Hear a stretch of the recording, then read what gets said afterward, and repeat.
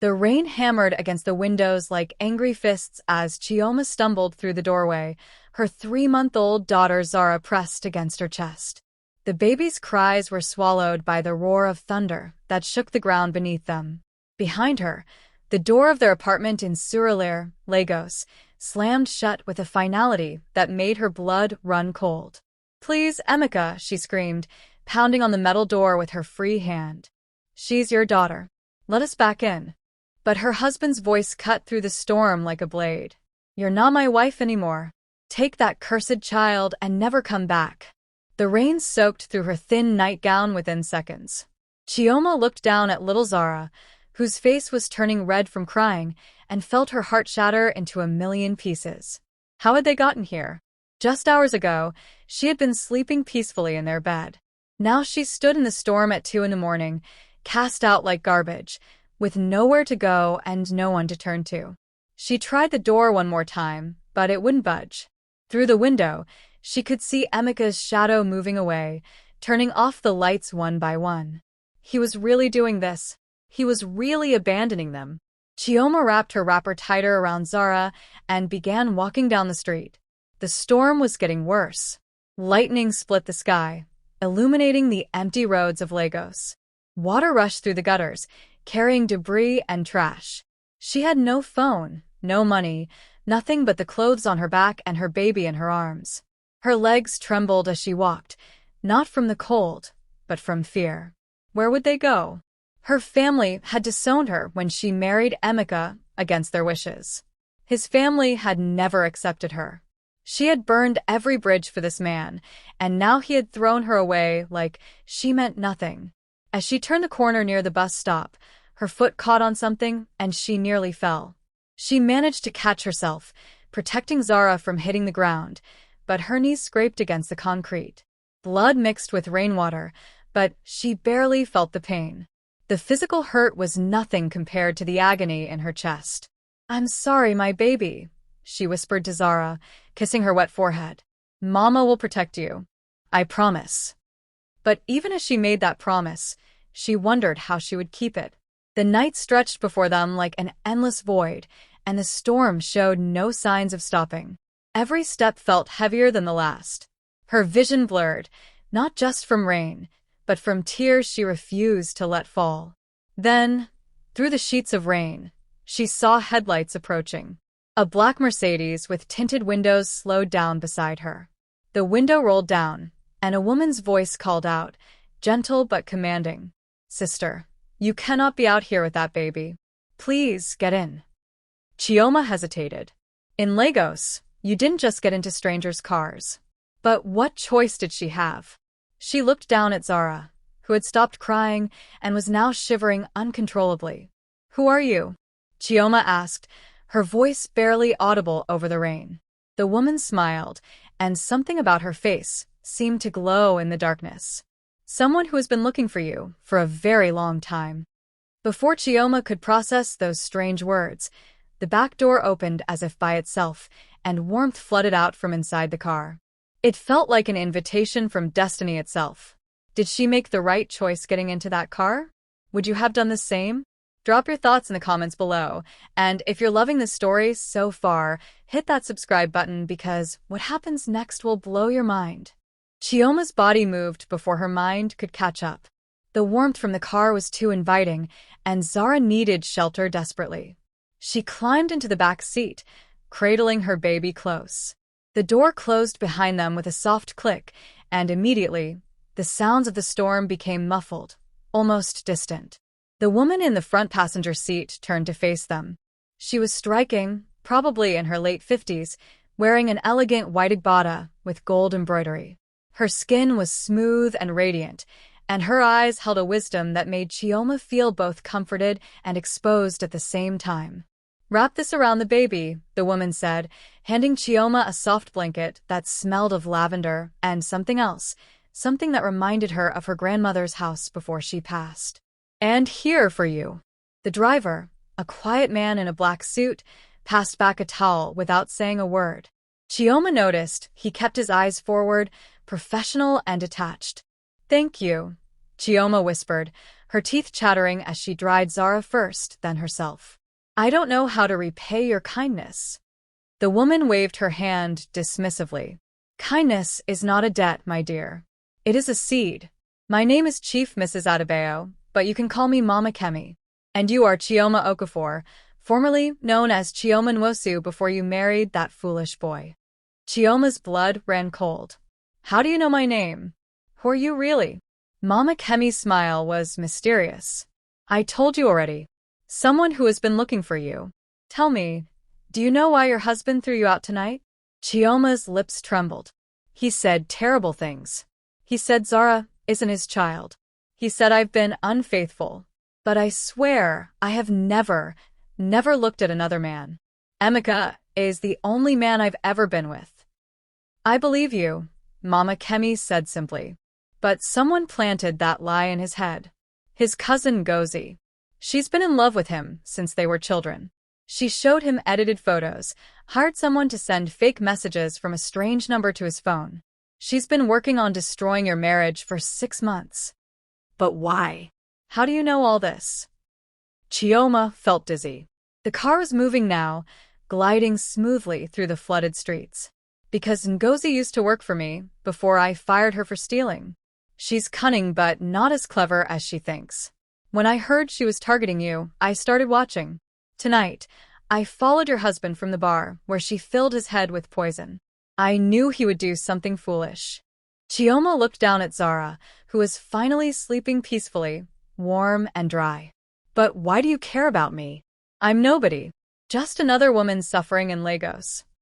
Mama Kemi's expression turned serious. "You are not nobody, Chioma. Do you remember your father, Chief Nwosu?" The mention of her father's name made Chioma's chest tighten. "He died when I was 10. A car accident on 3rd Mainland Bridge."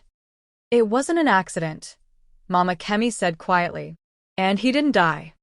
The world seemed to stop spinning. Chioma stared at the woman, unable to breathe, unable to think. "What are you saying?" "Your father is alive, Chioma.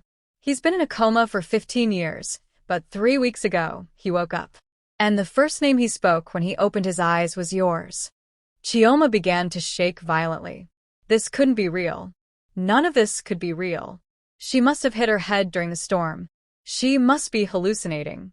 "Where is he?" she managed to whisper. "At my private medical facility in Ikoyi. I've been funding his care all these years because he once saved my life when I was a young woman with nothing. He gave me my first business loan when no one else would. I owed him everything, and when his enemies tried to kill him, I made sure he survived." "His enemies? Who would want to hurt my father?" Mama Kemi's face darkened. "The same people who told you he was dead. The same people who stole his company and fortune. Your uncle, Chioma. Chief Obinwosu. Your father's own brother."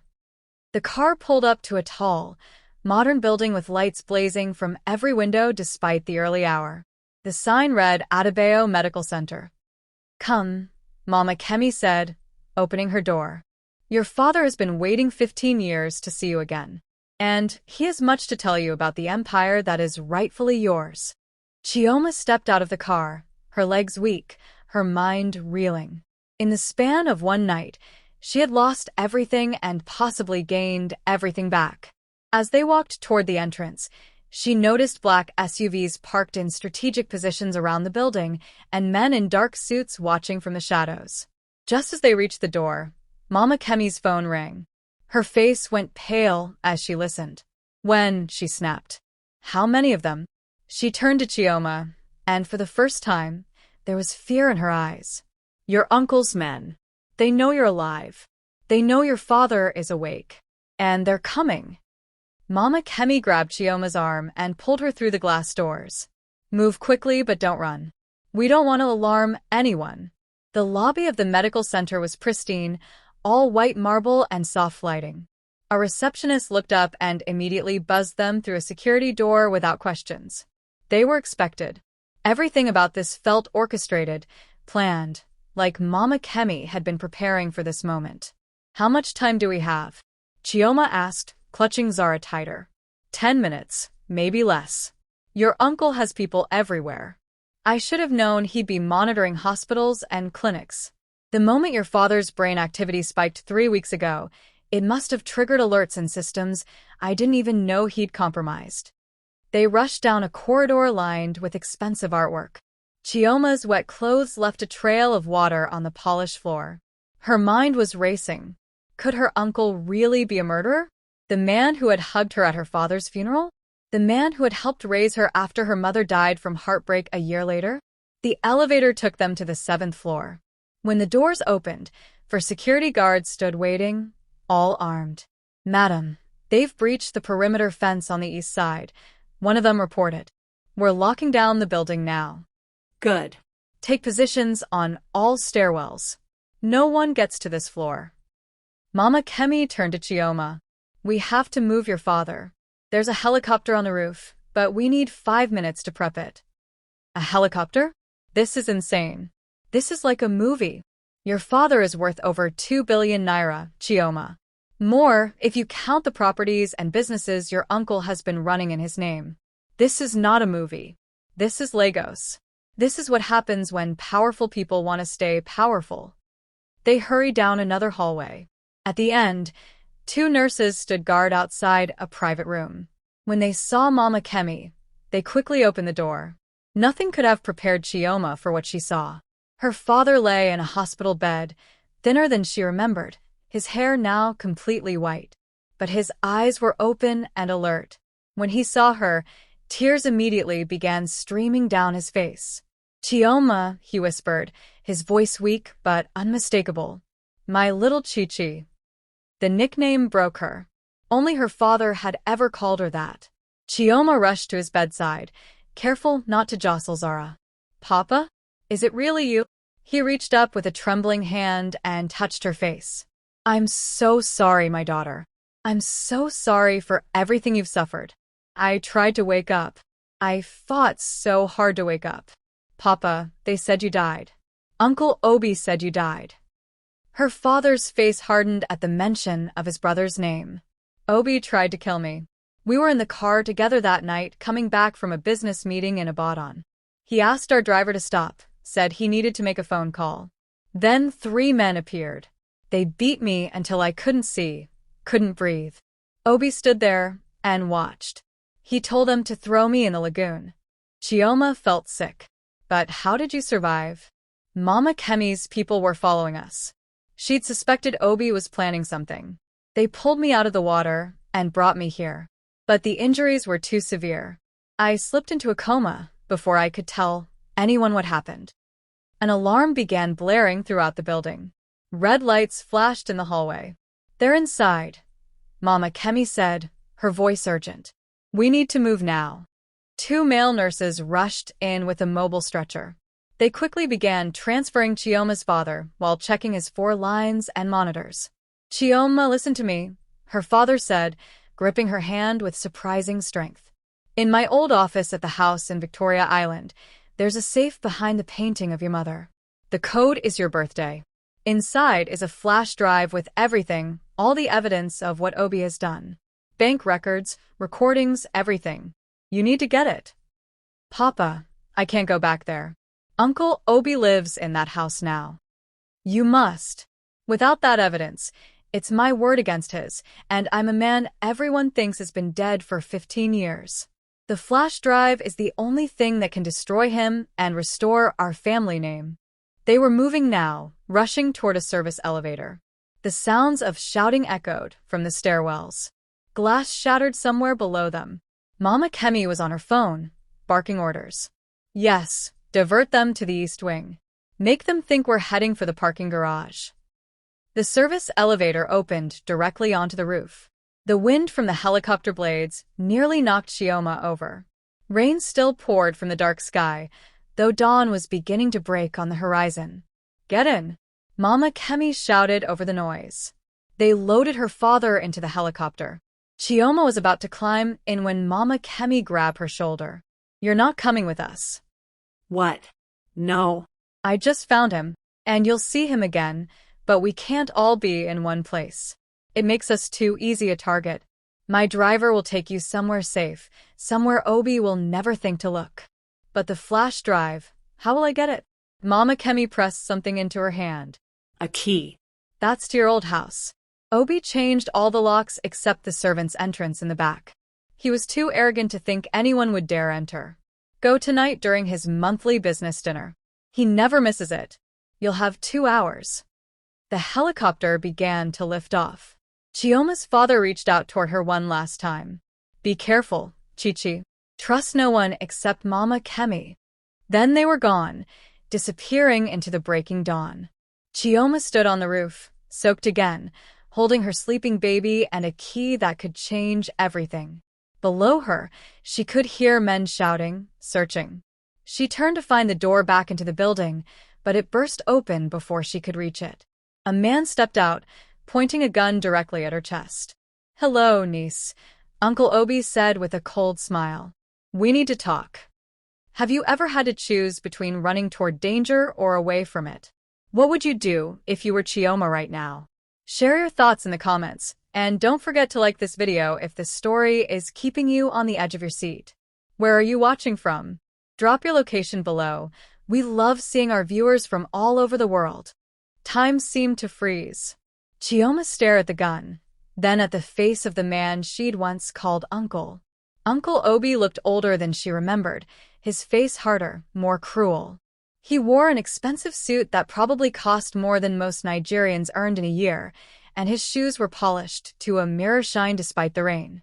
Don't do anything foolish, Chioma, he said calmly, as if they were discussing the weather. I'm not here to hurt you. I just want to talk. The way you talked to my father before you tried to drown him? Chioma's voice shook, but she stood her ground. Behind her back, she could feel the key Mama Kemi had given her, clutched so tightly it was cutting into her palm. Uncle Obi's smile faded. So the old man finally woke up and filled her head with lies. How convenient. They're not lies. I know what you did. I know everything. You know nothing, little girl. He took a step closer, and Chioma instinctively stepped back, closer to the edge of the roof. The drop was 7 stories down to solid concrete. Your father was weak. He was going to run our family business into the ground with his charity and his feelings. Someone had to be strong. Strong? You mean greedy. You mean evil. Uncle Obi laughed, a sound that made Chioma's skin crawl. Evil is such a simple word for simple minds. I saved our company. I made it thrive. Under my leadership, Nwosu Enterprises has tripled in value. Your father would have given it all away to poor people who would have wasted it. That money was his to give. That company was his to run. Was. Exactly. Past tense. Uncle Obi's eyes were cold as ice. And now I'm going to make you an offer, Chioma. A generous one, considering you're currently homeless with a bastard child. The word bastard made Chioma's blood boil, but she forced herself to stay calm. For Zara's sake, she had to be smart. I'm listening, she said quietly. Good girl. Here's what's going to happen. You're going to convince your father to sign a document stating that he willingly retired and transferred all his assets to me. In exchange, I'll give you 50 million naira and a house in Lekki. You can live comfortably, raise your daughter, and forget all this unpleasantness. And if I refuse? Uncle Obi's face darkened. Then accidents happen, Chioma. Just like the accident that happened to your father. Just like the accident that could happen to that baby in your arms. Rage exploded in Chioma's chest. She took a step forward, forgetting the gun, forgetting everything except the threat to her daughter. If you touch my child, I swear to God. You'll what? Uncle Obi interrupted, raising the gun higher. You have nothing. You are nothing. Your husband threw you out like trash. Your family is gone. You're alone in this world except for that crying baby. But even as he spoke, Chioma realized something. He was alone on the roof. Where were his men? Why hadn't they stormed up with him? As if reading her thoughts, Uncle Obi glanced back at the door. That 1 second of distraction was all Chioma needed. She didn't think. She just moved. Years of watching Nollywood movies had taught her nothing about real fighting, but desperation gave her strength. She lunged forward and threw the only thing she had, her wet towel, directly at his face. Uncle Obi stumbled backward, surprised. The gun went off, the bullet flying wild into the sky. Chioma ran past him toward the door, but he grabbed her wrapper, yanking her back. They struggled. Zara began crying, a piercing wail that seemed to fill the entire roof. Chioma twisted and kicked, fighting like a woman possessed. The key fell from her hand and skittered across the wet concrete toward the edge of the roof. "No!" she screamed, watching it slide. Uncle Obi followed her gaze and saw the key. His eyes widened with understanding. "So Mama Kemi gave you a way into the house. Smart woman, but not smart enough." He shoved Chioma hard. She fell backward, landing painfully on her hip, barely managing to protect Zara from hitting the ground. Uncle Obi walked toward the key, bending down to pick it up. That's when the door burst open again. But it wasn't Uncle Obi's men. It was Emeka. Chioma's husband stood in the doorway, soaking wet, his eyes wild and red from crying. He looked at Chioma on the ground, at Uncle Obi with the gun, and something in his face changed. "You," he said, pointing at Uncle Obi. "You're the man from the bar. The one who bought me drinks last night. The one who showed me those photos." Uncle Obi's face went pale. "I don't know what you're talking about." "You do. I remember now. Your face, your voice. You told me my wife was cheating. You showed me those fake pictures. You said you were a concerned family friend." Emeka's voice broke. "What have I done? Oh God, Chioma. What have I done?" Everything clicked into place in Chioma's mind. Uncle Obi hadn't just been targeting her father. He'd been targeting her too, destroying her marriage, isolating her, making her vulnerable. But why? "The baby," she whispered, understanding flooding through her. "You know about Zara's birthmark." Uncle Obi's jaw clenched. "My father has the same birthmark," Chioma continued, pieces falling together. "A crescent moon shape on the left shoulder blade. It's genetic, passes through the males in our family, but only shows up in some children. My grandfather had it. My father has it. And Zara has it." "So what?" Uncle Obi spat. "So that means Zara is proof of our bloodline. DNA proof. Which means even if you destroyed all the paperwork, even if you erased all the records, my daughter's existence proves my father's line continues. She's a threat to your claim on everything." Uncle Obi raised the gun again, this time pointing it directly at Zara. "Then I'll just have to eliminate the threat." Emeka moved faster than Chioma had ever seen him move. He threw himself between the gun and his family, arms spread wide. "You'll have to go through me first," he said, his voice steady despite his shaking hands. "I've already failed them once tonight. I won't fail them again." For a long moment, nobody moved. The sun was rising now, painting the sky in shades of orange and red. Somewhere in the distance, police sirens wailed. Uncle Obi looked at all of them, calculating. Then he smiled that cold smile again. "This isn't over, Chioma. Not by a long shot. You think you've won, but you don't even know the game you're playing." He pocketed the key and walked toward the door. "That key won't help you," Chioma shouted. "There are copies." Uncle Obi paused and looked back. "Maybe. But by tonight, that safe will be empty anyway, along with everything else in that house. I'm burning it all down, and your father's secrets with it." Then he was gone, disappearing into the building. Emeka rushed to Chioma, helping her up, tears streaming down his face. "I'm so sorry. I'm so sorry. I was drunk, I was stupid, I believed lies about you, because I was insecure. Please forgive me." Chioma wanted to slap him. She wanted to scream at him. But Zara was crying, and they were on a roof with no way down except through a building full of dangerous men, and her uncle was about to destroy the only evidence that could save her father. "We'll talk later," she said coldly. "Right now, we need to get off this roof and figure out how to stop Uncle Obi before tonight." But as they moved toward the door, Chioma's phone buzzed. She didn't even remember having her phone until that moment. When did someone slip it into her pocket? The text message was from an unknown number. "I have a copy of everything on the flash drive. Meet me at the National Theater at noon. Come alone. Bring the baby. Trust me, I'm a friend." N. Who was N? And could Chioma really trust anyone anymore? The next few hours were a blur of chaos and confusion. Mama Kemi's security team arrived on the roof just minutes after Uncle Obi disappeared, securing the building and escorting Chioma, Emeka, and baby Zara to a safe house in Aja. It was a small, modest apartment tucked behind a mechanic shop, the kind of place no one would think to look for the daughter of a billionaire.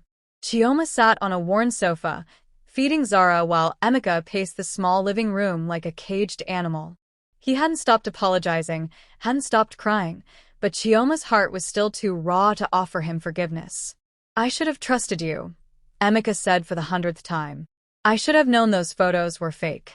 The way that man approached me at the bar, buying me drinks, acting like he cared. I was such a fool."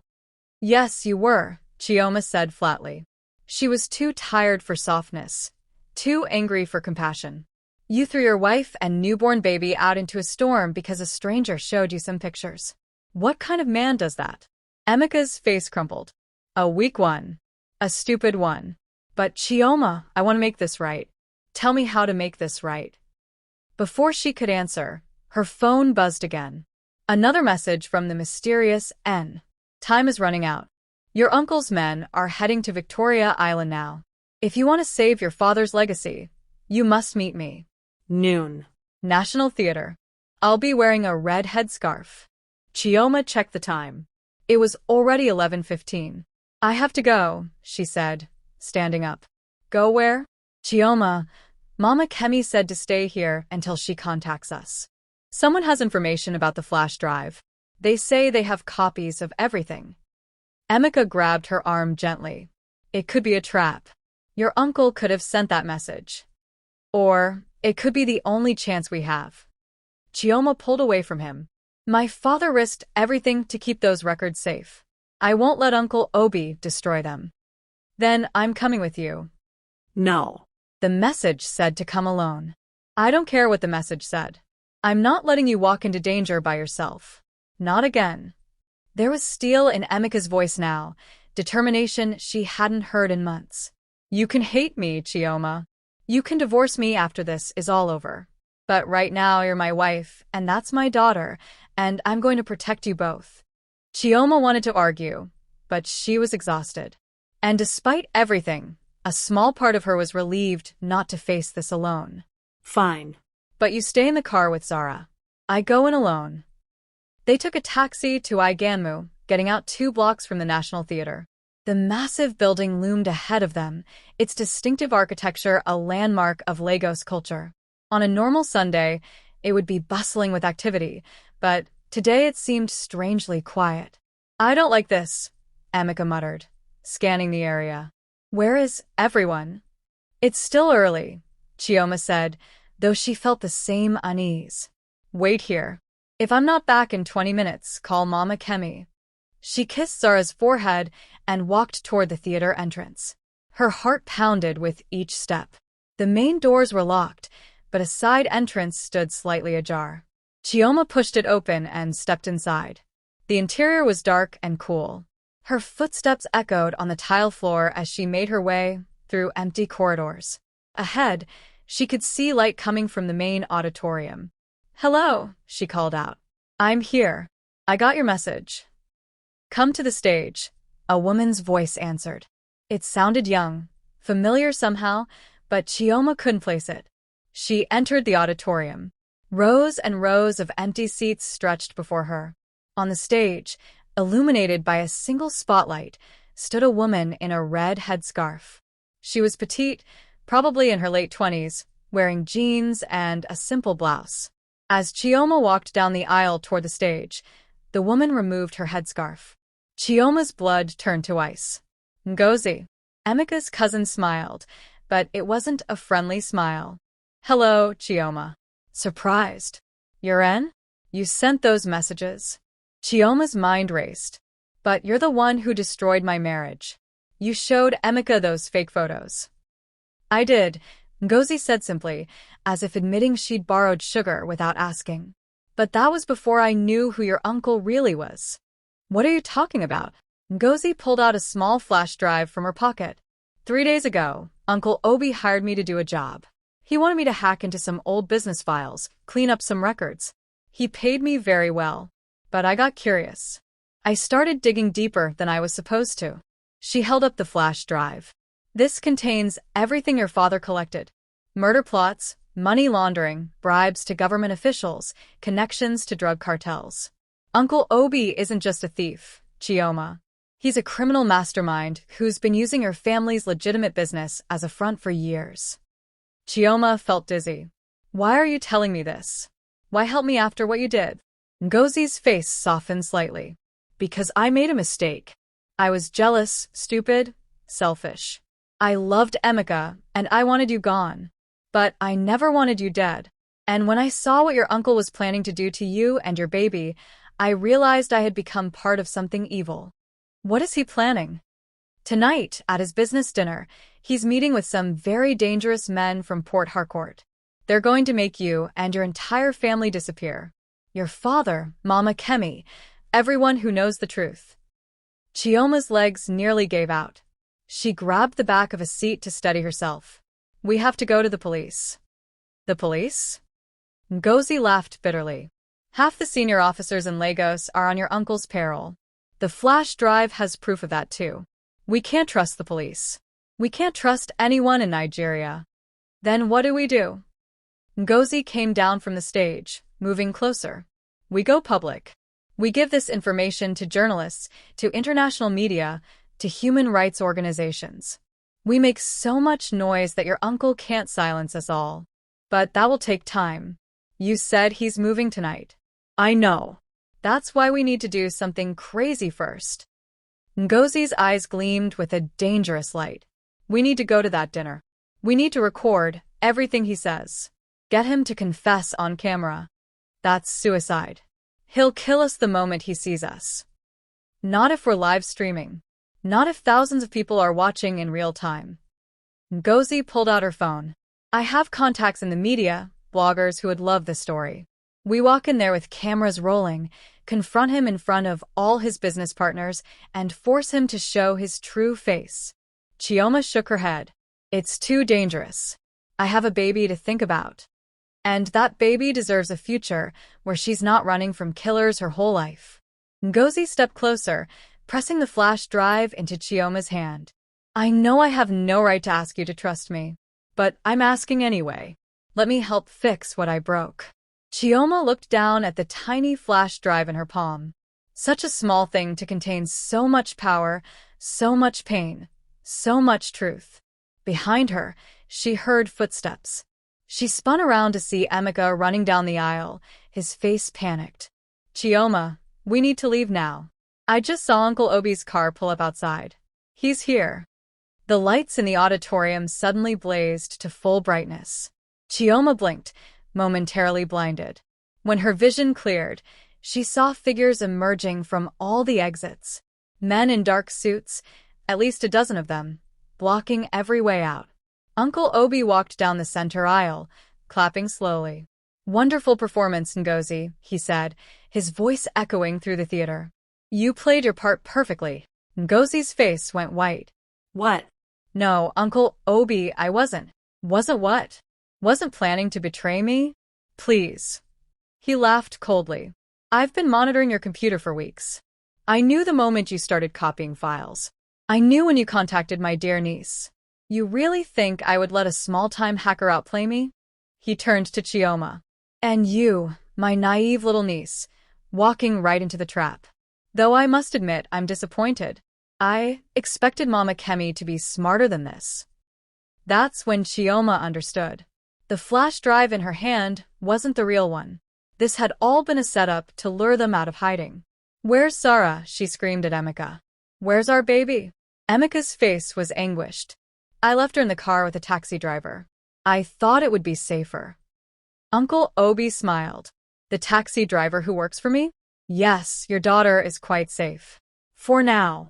She's on her way to a very special place where we keep valuable assets. And she'll stay there until you and your father sign the papers I need. Chioma lunged at him, but two of his men grabbed her arms, holding her back. You monster! She's an innocent baby. She's leverage, Uncle Obi said coldly.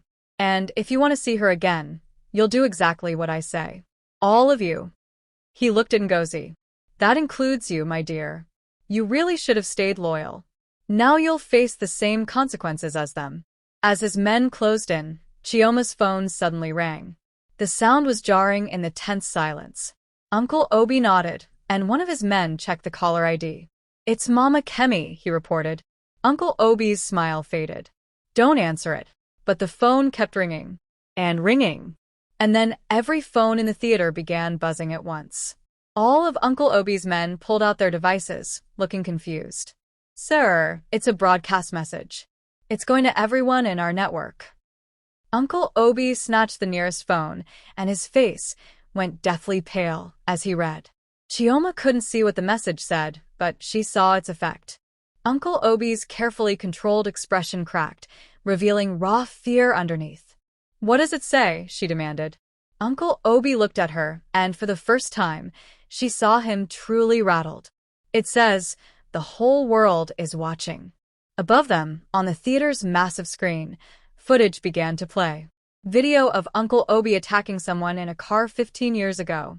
Audio recordings of him ordering hits on business rivals. Bank statements showing millions in stolen funds. Everything.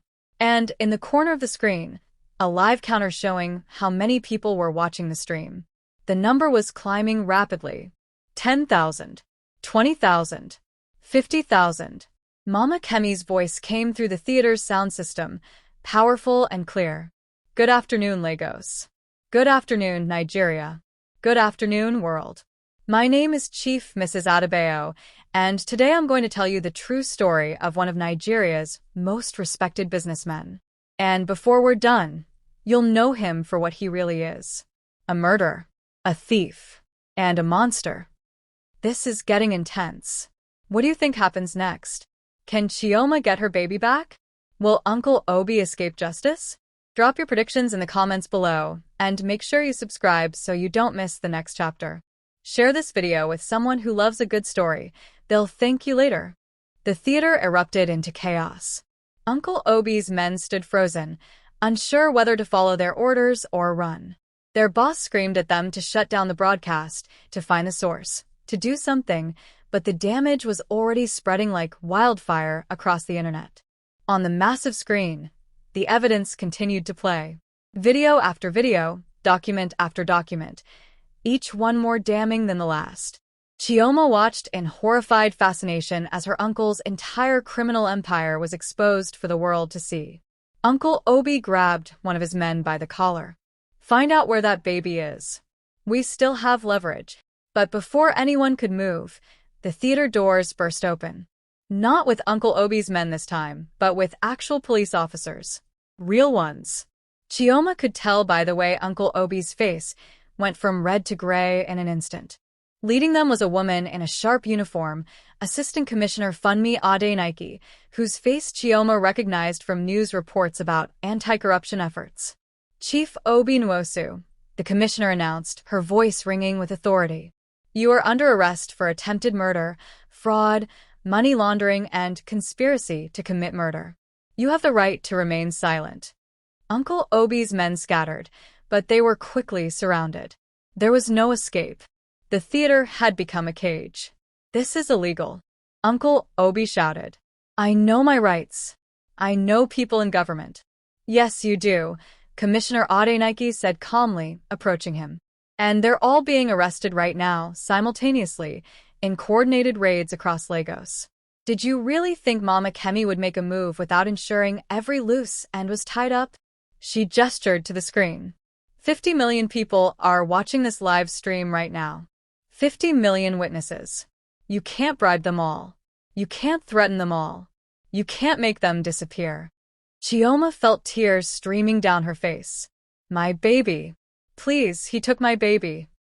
Commissioner Adenike's expression softened. Your daughter is safe, Mrs. Okafor. The taxi driver was one of ours, working undercover. Mama Kemi thought your uncle might try something like this. Zara has been with her grandmother for the past hour. My mother is dead, Chioma said, confused. Your father's mother, the commissioner clarified.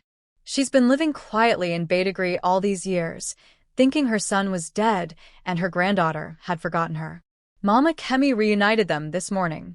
They're both waiting for you at a secure location. The relief was so overwhelming that Chioma's legs gave out.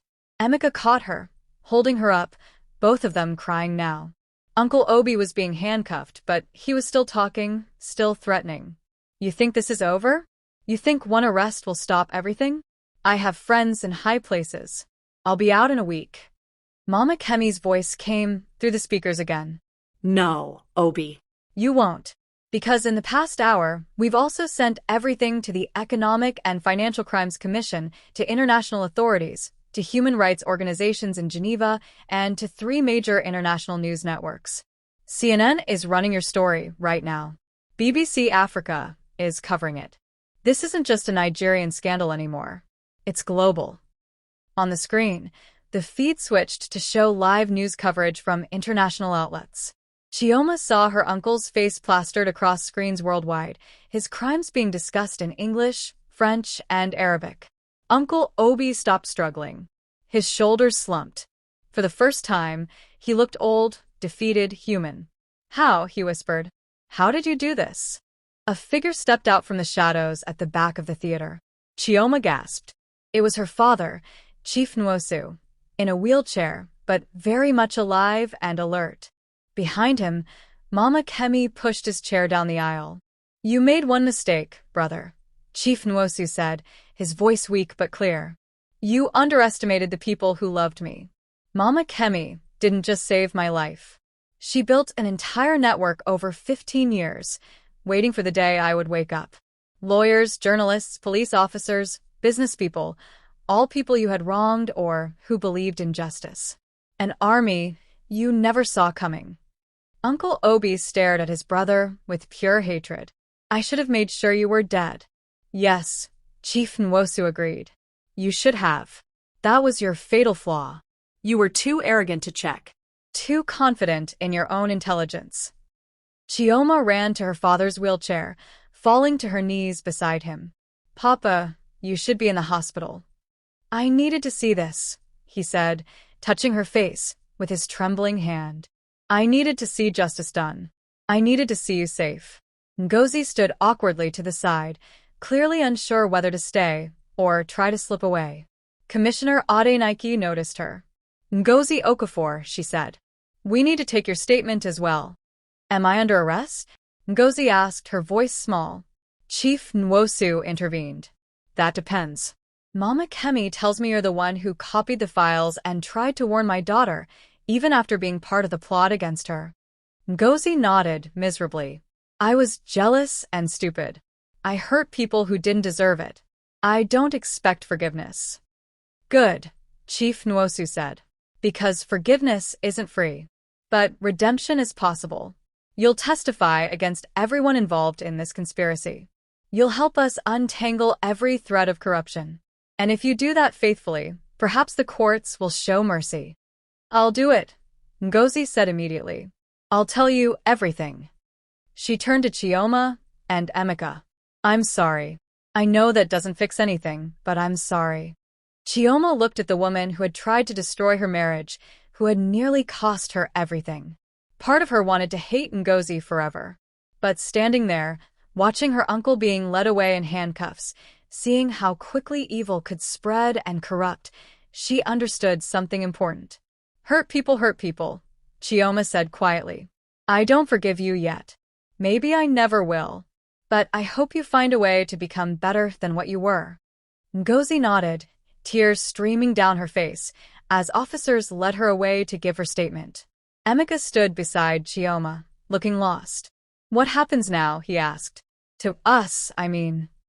Chioma looked at her husband, the man who had thrown her out in a storm, the man who had also thrown himself in front of a gun to save her and their daughter. I don't know, she said honestly. You hurt me, Emeka. You hurt me so badly that I'm not sure I can trust you again. I understand, he said, his voice breaking. I'll do whatever it takes. Counseling, time apart, whatever you need. I'll prove to you that I can be the husband you deserve. Maybe, Chioma said. But right now I need to see my daughter. I need to hold her and know she's really safe. Mama Kemi smiled. The car is waiting outside. Your grandmother is very eager to meet you properly, Chioma. She has 15 years of stories to share. As they walked out of the theater together, Chioma's father, Mama Kemi, Emeka, and a dozen police officers surrounding them, Chioma felt something she hadn't felt in years. Hope. The morning sun was bright now, burning away the last remnants of the storm. People on the street stopped and stared, their phones out, recognizing them from the viral broadcast. Some cheered, some cried, some just stood in shocked silence. Your life is going to be very different now, Mama Kemi warned. You're famous. Everyone will know your story. I don't want to be famous, Chioma said. I just want my family back. You have it, her father assured her. And so much more. The company, the properties, everything Obi stole. It's all coming back to us. You're a wealthy woman now, Chioma. One of the richest young women in Nigeria. The words felt surreal.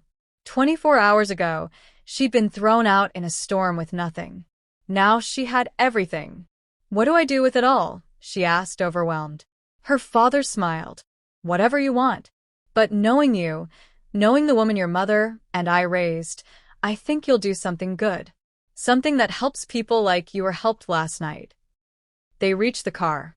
Commissioner Adenike opened the door, and there, in the back seat, was an elderly woman holding baby Zara. The woman had the same eyes as Chioma's father, the same gentle smile Chioma remembered from old photographs. Grandma?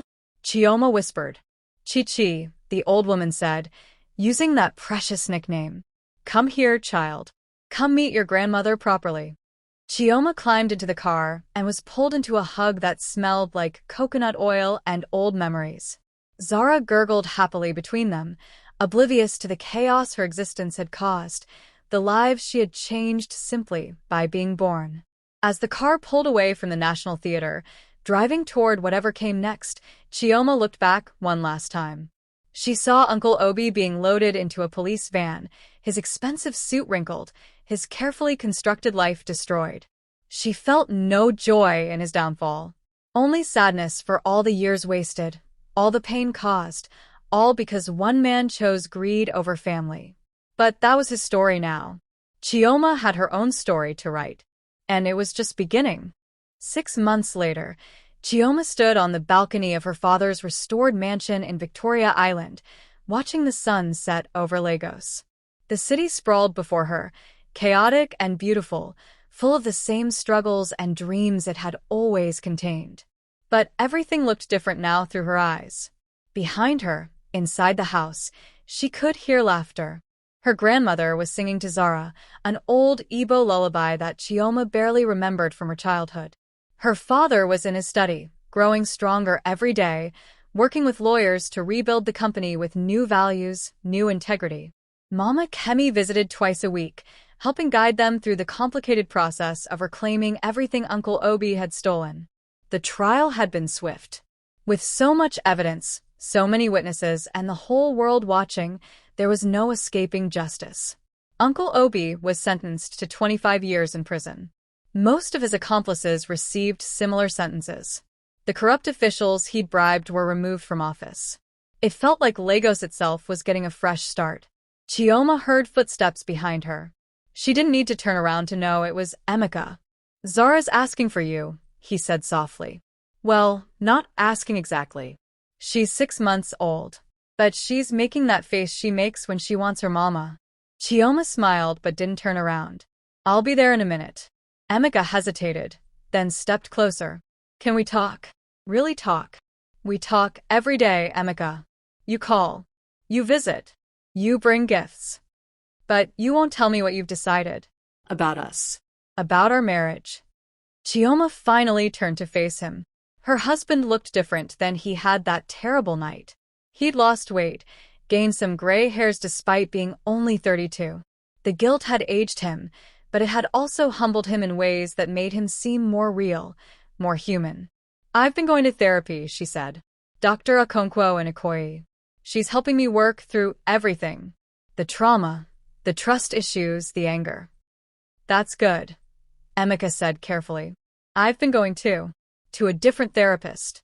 trying to understand why I was so quick to believe lies about you, why I let my insecurities control me. And what did you learn? Emeka looked out at the city. That I was never confident enough in myself to believe that someone like you could really love someone like me. I kept waiting for proof that I wasn't good enough. So when Uncle Obi showed me those fake photos, part of me wanted to believe them, because they confirmed what I already feared. Chioma felt tears prick her eyes. That's the saddest thing I've ever heard. I know, but it's the truth. And I'm working on it. Every day, I'm working on believing that I'm worthy of love. Of your love. Of Zara's love. Emeka, Chioma said gently, I need you to understand something. What you did that night, throwing us out in the storm, that broke something in me. Maybe it can be fixed, maybe it can't, but it will never be the same. She saw pain flash across his face, but he nodded. I know, but, Chioma continued, I've been thinking a lot about what Ngozi said. Hurt people hurt people. You were hurt, insecure, manipulated by evil people who knew exactly how to exploit your weaknesses. That doesn't excuse what you did, but it helps me understand it. So, what does that mean for us? Chioma took a deep breath. It means we're going to try. Not to go back to what we were because that's impossible, but to build something new, something stronger. It means couples counseling, real work, real honesty. It means you have to earn back my trust, piece by piece, day by day. And it means I have to learn how to forgive, which might be the hardest thing I've ever done. Emeka's eyes filled with tears. I'll do it. Whatever it takes, however long it takes. I know you will. Because if you don't, if you ever hurt me or Zara like that again, there won't be another chance. Do you understand? I understand. They stood together on the balcony, not quite touching, but not as far apart as they'd been. It wasn't a fairy tale ending. It wasn't perfect, but it was real, and sometimes real was enough. Inside, Zara began to cry, that particular wail that meant she was tired and wanted her mother. Chioma started to go inside, then paused. Come with me, she said to Emeka. Let's put her to bed together. The smile that broke across his face was worth everything. Later that night, after Zara was asleep and Emeka had gone home to his own apartment, they'd agreed he would keep until they were ready to truly reunite. Chioma sat with her father in his study. I've been thinking about the company, she said. About what we should do with it. Chief Nwosu looked up from his papers. He still tired easily, still needed physical therapy 3 times a week, but his mind was as sharp as ever. Tell me. I want to start a foundation. For women and children who've been thrown out by their families, who have nowhere to go. Emergency shelters, legal aid, job training, counseling. Everything I wish I'd had that night. Her father smiled. Your mother would have loved that idea. I want to call it the Zara Foundation, so that every time someone says her name, they're reminded that even in our darkest moments, even when we think we've lost everything, destiny can arrive. Destiny arrived in a Mercedes in the middle of a storm, her father said with a chuckle. That's very dramatic, even for Lagos. Mama Kemi is dramatic. But she saved my life, Papa. She saved all of our lives. She did.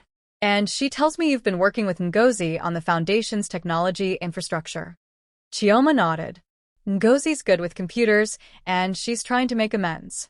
She agreed to work for free for 2 years as part of her plea deal. I figure we might as well put her skills to good use. Can you trust her? Not yet. Maybe never completely. But I can work with her. And I think helping other people might help her heal too.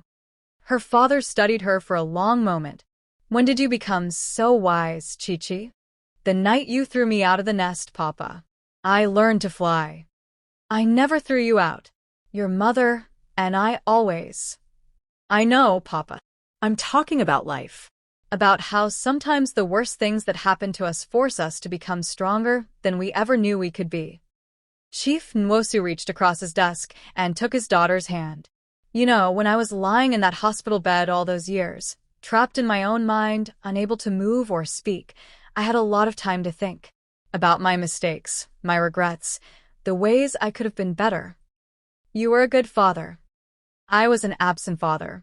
I was so focused on building the business, on being successful, that I missed so much of your childhood. And then Obi took it all away, and I realized that none of it mattered.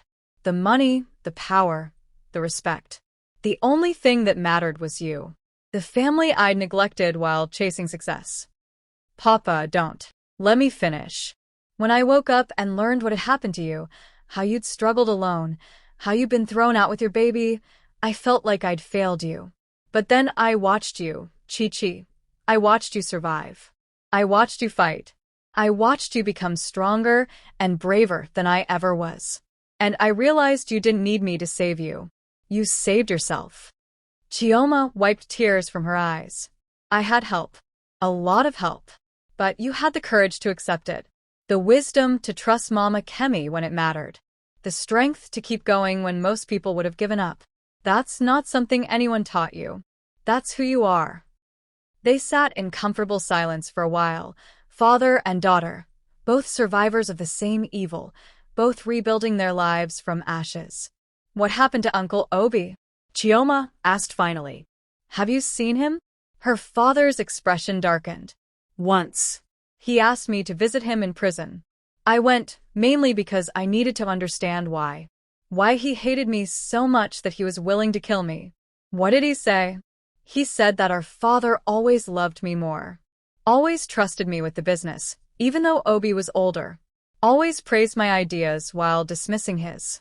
He carried that resentment for 40 years, letting it poison everything until it turned him into a monster.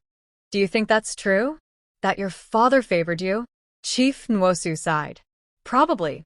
My father was a hard man, quick to criticize and slow to praise. He was harder on Obi than on me.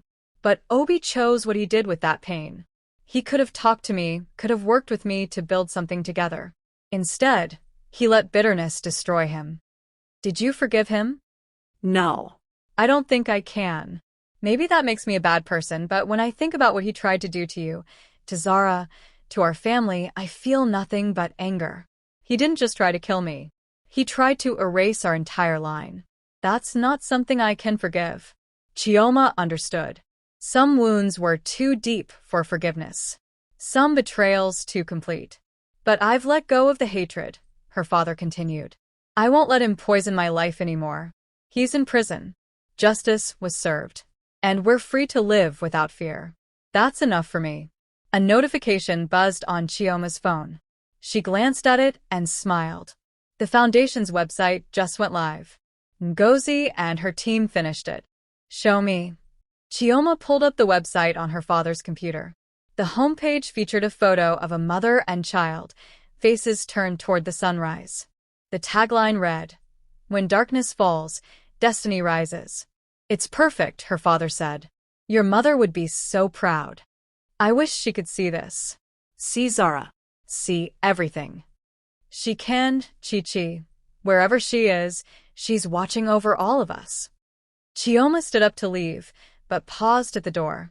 Papa, that night in the storm, when I had nowhere to go and no one to turn to, I thought my life was over.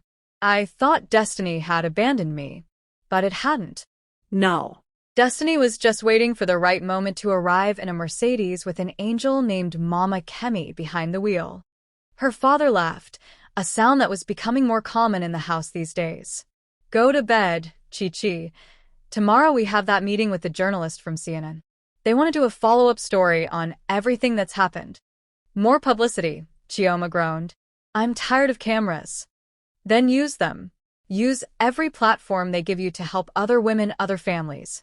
Turn your pain into purpose. That's the greatest revenge against people like Obi. To take what they tried to destroy and make it beautiful. Chioma kissed her father's forehead and walked upstairs to her room. She checked on Zara one more time, watching her daughter sleep peacefully, that little crescent birthmark visible on her shoulder blade. The mark that had saved their lives by proving their lineage. The mark that connected them to generations past and generations yet to come. As she climbed into her own bed, in her childhood room that had been restored to exactly how she remembered it, Chioma thought about everything that had happened. 6 months that felt like a lifetime. 6 months that had transformed her from a broken woman in a storm to a warrior building a legacy. Her phone buzzed one more time. A text from Emeka. "Thank you for giving me another chance. I promise I'll be worthy of it. Good night." She typed back. "Good night. See you tomorrow for Zara's doctor appointment." It wasn't "I love you." It wasn't perfect, but it was honest, and honest was where they had to start. Chioma turned off the light and closed her eyes. Outside, Lagos continued its endless dance of chaos and hope. Tomorrow would bring new challenges, new opportunities, new chances to help people who were where she'd been just 6 months ago, standing in a storm with nothing but a baby and a prayer. But tonight, she was home. She was safe. She was surrounded by family. And her destiny, which had arrived so dramatically on that terrible night, was still unfolding, still full of possibilities she couldn't yet imagine. The last thing she thought before sleep claimed her was simple but profound. She had survived. She had won. And whatever came next, she was ready. Because destiny doesn't arrive just once. It arrives every morning when you choose to get up, to fight, to hope, to love again despite everything that tried to break you. And Chioma Nwosu Okafor was done being broken. She was too busy being reborn. The end. So, what did you think of Chioma's journey? Have you ever had to forgive someone who deeply hurt you, or witness someone's life completely transform? We'd love to hear your stories in the comments. If this story touched your heart, please share it with someone who needs to hear a message of hope today. And don't forget to subscribe to our channel for more powerful African stories that inspire, uplift, and remind us all that no matter how dark the storm, morning always comes. Thank you for watching, and remember, destiny is always waiting for those brave enough to keep walking through the rain.